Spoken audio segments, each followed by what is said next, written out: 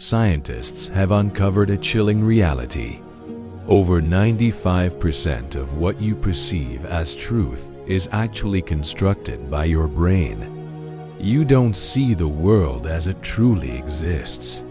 You witness it through a lens crafted by your own mind. And when that lens becomes tainted by darkness, an ordinary person can transform into a threat no one saw coming. Carl Jung once encountered such individuals. On the surface, they appeared intelligent, kind, even charming. Yet within months, they could tear families apart, drive colleagues to mental breakdown, or turn an innocent person into a villain in everyone's eyes. What made Jung's blood run cold? Before chaos erupted, there was always the same silent warning. Have you ever experienced this? You're speaking with someone. Everything seems normal. They smile at appropriate moments, speak softly, but then a chill runs down your spine. Nobody else notices. Only you sense something feels wrong. Science calls this interoception, your body's ability to detect danger. When eyes, voice, and energy don't align, the amygdala instantly sounds the alarm. You can't explain it logically, but your body screams danger. Jung called this the shadow projection mechanism. When a person refuses to face the darkness within themselves, they assign it to others. You become their canvas. You are erased. And the most terrifying part, they absolutely believe they're right. They're not lying. Their brain literally rewrites reality to match their unconscious beliefs. And that very certainty draws everyone around them into seeing you through distorted eyes. Ancient wisdom traditions warned about this long before Jung gave it a name. Buddhism calls it the dark mirror. Christianity speaks of seeing the speck in your brother's eye while ignoring the plank in your own. Greek philosophy termed it skia, the soul's shadow. Jung gathered all these insights together and proved this is the most dangerous psychological mechanism in human relationships. If you've ever felt a chill near someone completely ordinary, you may have encountered this warning signal. And from that moment, you step into the realm of psychological danger. If you're interested in Jung's psychology and the invisible mechanisms shaping your life, click subscribe right now, because you won't just learn how to recognize danger in others, you'll also begin to understand yourself more deeply. In 1957, psychologist Leon Festinger proved a strange mechanism of the human mind. He called it cognitive dissonance. When a person believes something and reality contradicts that belief, they don't easily change their beliefs.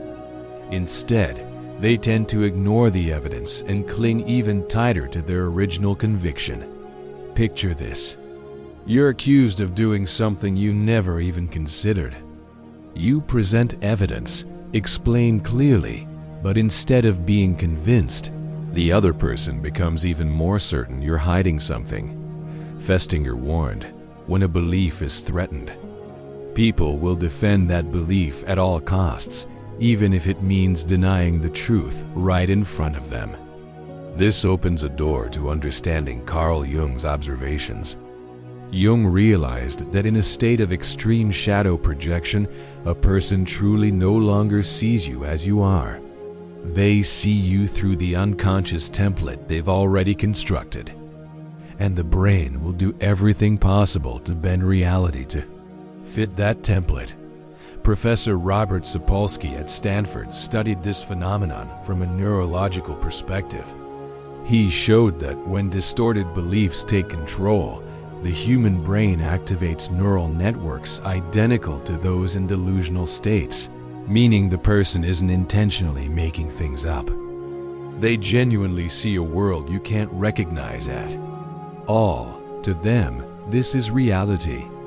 Carl Friston, father of predictive coding theory, explained this even more clearly. Our brain isn't a camera recording reality. It operates like a prediction machine. It always creates a model first and then forces all new information to fit within that model. If the interior is filled with darkness, then the exterior world will be colored by the same darkness. Asterisk, you smile. They think you're mocking them. You stay silent. They believe you're hiding something.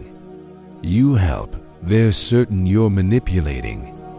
This is no longer a simple misunderstanding. This is a field of distorted reality. When someone projects their shadow with absolute conviction, their certainty becomes a contagious force. Others nearby also begin to see you through the same warped lens. And little by little, you're pulled into an alternative universe you never created. Your body often recognizes this distortion before your rational mind does. The interoceptive system sends a signal. The amygdala sounds the alarm. You feel a chill down your spine, a frightening sensation that danger is right in front of you. Even without concrete proof, your body knows reality has been rewritten. Jung once said, "The most dangerous thing is not the darkness of others, but the complete unconsciousness of the darkness within oneself." Once the model in the brain is overtaken by shadow, everything they see in you is only what they cannot bear to see in themselves. Carl Jung called this the most dangerous mechanism in all human relationships. He named it shadow projection. What is the shadow? It's the part of ourselves we refuse to see.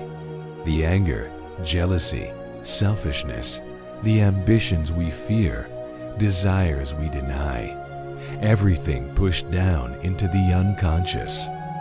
But the shadow doesn't disappear. It waits for its chance to spill out. And most often, it spills by attaching itself to another person. Jung once treated a famous patient in academic circles. This man was educated, intellectual, admired by many. But in just 6 months, he destroyed 3 close relationships. He caused 2 colleagues to lose their jobs. He pushed his own younger brother into a nervous breakdown. Asterisk. The horrifying part was this: he still believed he was an innocent victim. In his eyes, everyone around him was cruel, selfish, manipulative. But when Jung carefully analyzed, he realized that each of these characteristics was the very aspect of personality the patient had denied in himself. This is the essence of shadow projection. The other person no longer sees you as you are. They see their own shadow reflected in your face. You become the screen. You become the mirror reflecting back the part of themselves they cannot accept. And the most dangerous part, they completely believe they're right. They're not making it up. Their brain literally rewrites reality to reinforce the belief. Jung noticed that shadow projection has 5 unmistakable signs. First, absolute certainty. They don't say maybe you are. They say you are exactly that, without doubt. Second, immunity to evidence. You explain, you prove the opposite. But every piece of evidence is reinterpreted as part of the accusation. Third, emotional intensity out of proportion. They react violently to things others consider trivial. Their emotional fire reveals the shadow being projected, not your actions. Fourth, the repeating victim narrative. In every relationship, they're always the one who was hurt. Faces around them change, but the script remains. They are the victim of cruelty. And fifth, recruitment. They don't keep the belief to themselves. They whisper to others. They convince colleagues, relatives, friends that you are the bad one. And gradually, an entire group sees you through that distorted mirror. Jung warned, when these 5 signs appear together, you're not dealing with a simple misunderstanding. You're standing in front of a psychological storm, a spiral that only grows. First suspicion, then certainty, then the distortion spreads to the community, and finally you're isolated within a story you never wrote. This is why shadow projection is so dangerous.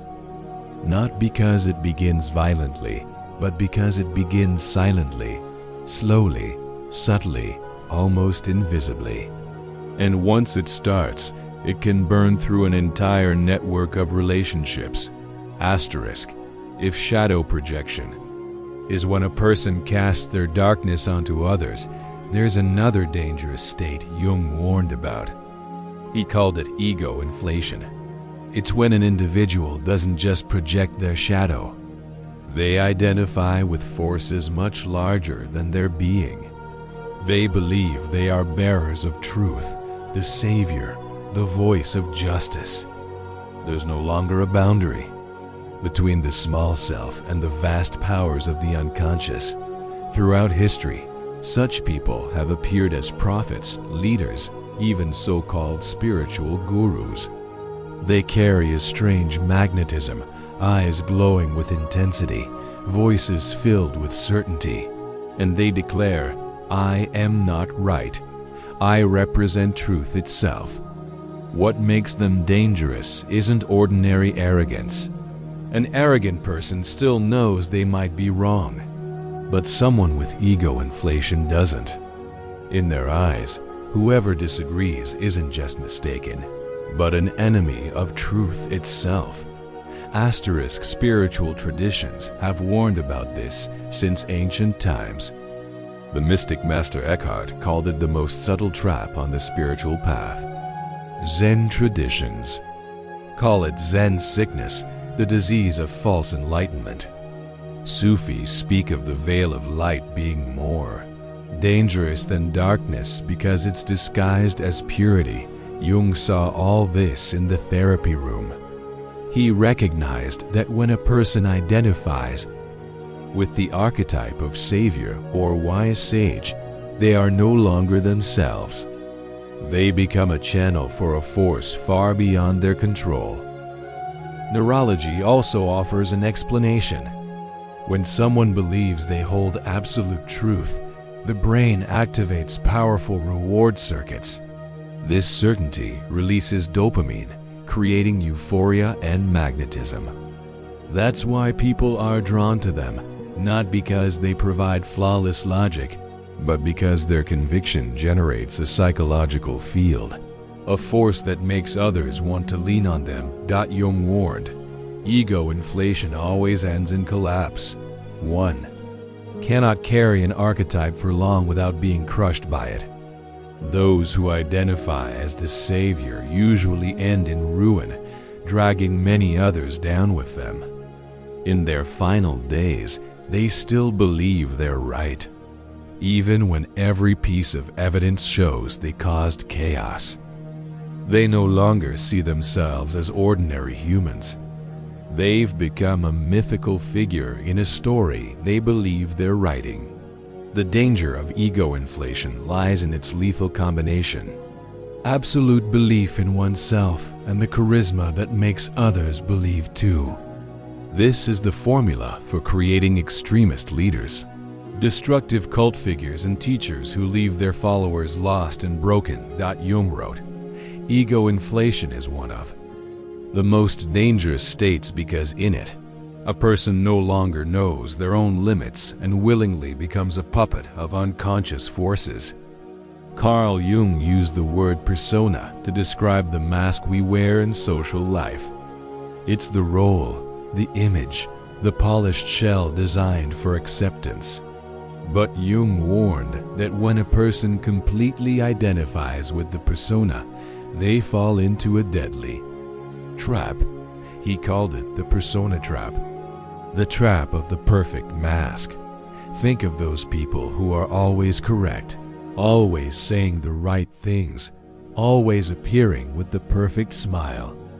They never get angry. They never slip. They never show weakness. At first glance, they seem flawless. But it's precisely this perfection that makes you uneasy. You feel something artificial, a smoothness that seems unnatural, a performance your body detects even though your mind can't name it. Neuroscience explains this with mirror neurons. Our brains constantly compare words, facial expressions, and body language. When they all align, we feel safe. But when there's a mismatch, mirror neurons sound the alarm. We don't know why, but we feel a chill. That's the sensation of facing someone who has lost their inner truth. Living only through the mask. Jung emphasized the danger isn't in the persona itself. We all need a mask to survive in society.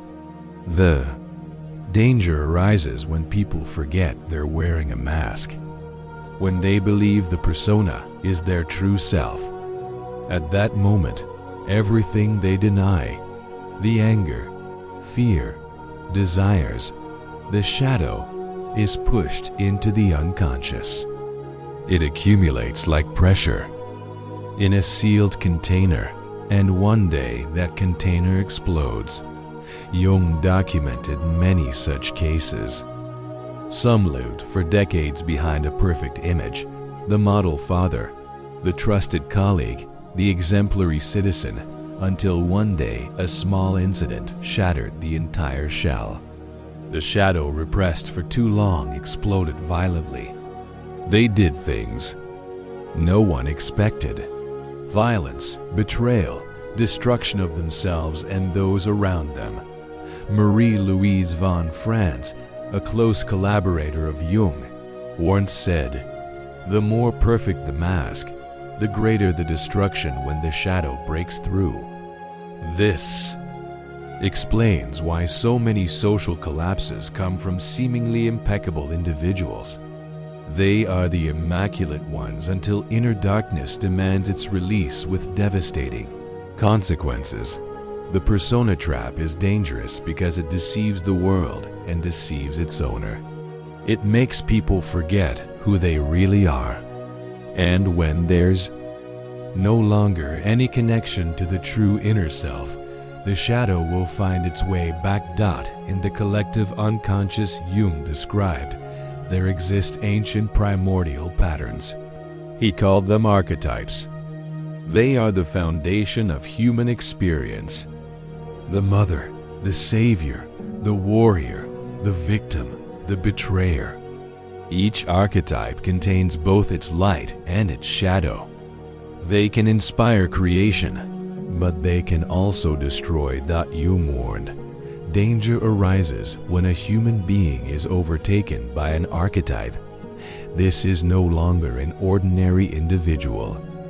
This is the moment when the ego disappears, making way for a transpersonal figure. Imagine you're speaking with someone.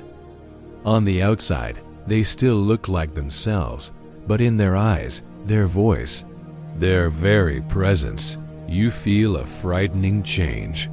They're no longer speaking as themselves. They speak as though some ancient power is speaking through them. In many cultures, this phenomenon has been called possession.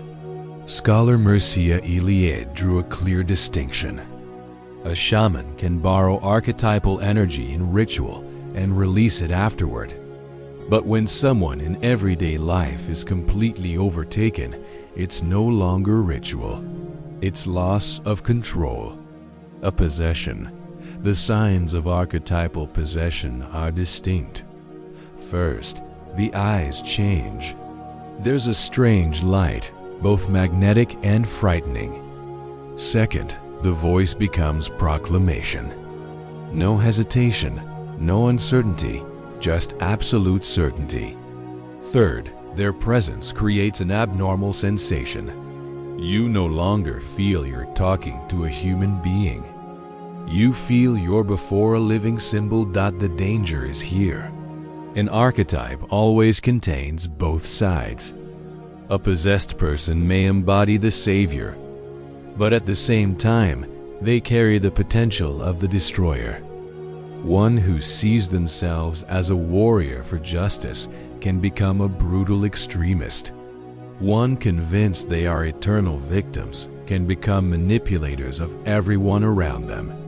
Jung observed this. When an archetype takes control, the individual loses the capacity for self-reflection. They no longer ask, "Could I be wrong?" In their eyes, the words they speak are no longer personal opinions. They are commands from good, from the divine, from the universe. This makes them incredibly persuasive. Others listen and feel drawn in, not because of logic, but because of the superhuman certainty. But this certainty is an illusion. No one can carry an archetype for long without being crushed. Jung recorded many cases. People overtaken by an archetype eventually entered crisis. They did things that completely contradicted the values they once declared. Then, unconsciously, they sought to rationalize their behavior. This is the essence of archetypal possession. It transforms human beings into channels for forces beyond their control. And it's in this state that collective tragedies often begin. There's a phenomenon Jung called the compulsion to repeat. The urge to repeat. It's when a person unconsciously, continuously recreates the same tragedy in life. They change partners, but the ending is still betrayal. They change jobs, but once again they're isolated, once again dismissed. Each time they sigh, "Why does this always happen to me?" Jung highlighted, this isn't blind fate. This is the unconscious rewriting of the same script. Repeatedly, the unrecognized shadow tries to stage the drama once more, hoping that one day it will finally be seen and resolved. But because the person remains unconscious, the tragedy repeats exactly as before. Psychoanalyst Christopher Bollas called this the unthought known, things already known but never thought into words. They are memories too early, too painful, or too chaotic for consciousness to process. They don't disappear. They remain dormant in the depths of the soul, silently shaping how we love, how we fear, and how we choose our companions. Donald Winnicott added, unprocessed trauma always demands to be enacted again. The unconscious seeks similar situations to repeat the old wound, as if hoping this time the ending will be different. Buddhism originally defined karma not as supernatural punishment or reward, but as the repetition of unconscious habits. In Christianity, the idea of original sin can be understood as inherited, psychological patterns transmitted and perpetuated until someone dares to face them. Modern neuroscience also offers an answer. Trauma carves deep neural pathways. Instead of finding new routes, the brain returns to the familiar path. Even though it's painful, familiarity makes the unconscious feel safe. And so once again, we choose the same type of person, the same type of ending. Jung observed, these repetitions often carry a strange magnetic pull. He called it negative synchronicity, dark coincidence. The trapped individual emits an invisible signal. That signal attracts exactly the people who can help them repeat the old drama. And so the tragedy continues. The actors change, but the script remains the same. The most dangerous part is this. The person in the cycle is certain they are the victim of fate. They don't realize they are the ones rewriting the script, and they drag innocent people into roles no one ever agreed to play. You might find yourself cast as the betrayer, the abandoner, or simply the oppressor because you stepped onto a stage. They had already prepared Dot, and so the spiral never ends until someone dares to lift their head to look directly at the shadow. Writing the script, Jung realized there's only one way out. Not running, not denying, but facing and integrating the shadow. After all the painful repetitions, Jung discovered a fundamental truth. There is a way out. Not by running, not by building another mask, not by pretending to be perfect, but by daring to look directly at the shadow and integrate it. Jung called this process shadow integration. This isn't a journey to become good in others' eyes. This is a journey to become whole in your own eyes. This means daring to admit, within me there is jealousy. Within me there is anger. Within me there is selfishness, ambition, fear. And also within me there is love, creativity, and healing. Darkness and light coexist. And only when both are recognized can you truly be free. Ancient traditions have emphasized this. Tibetan Buddhism teaches transforming poison into medicine. Transform negative energy into the substance of wisdom. In Western alchemy, it's symbolized as the transformation of lead into gold. Lead as the rejected parts, gold as the mature consciousness that integrates them. Modern science agrees.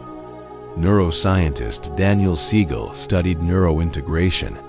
He discovered that when we face the memories and emotions that have been separated, the brain literally forms new connections. The primitive emotional regions connect with the reflective thinking regions.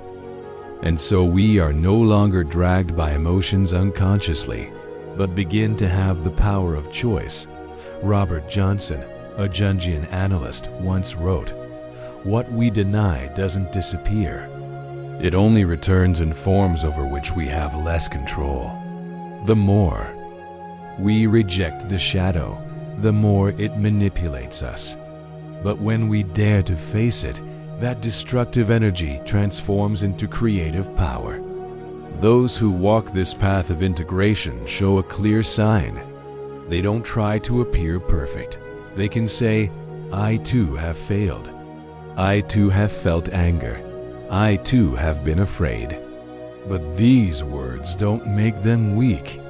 On the contrary, they make them stronger, because once nothing is hidden, the shadow loses its power.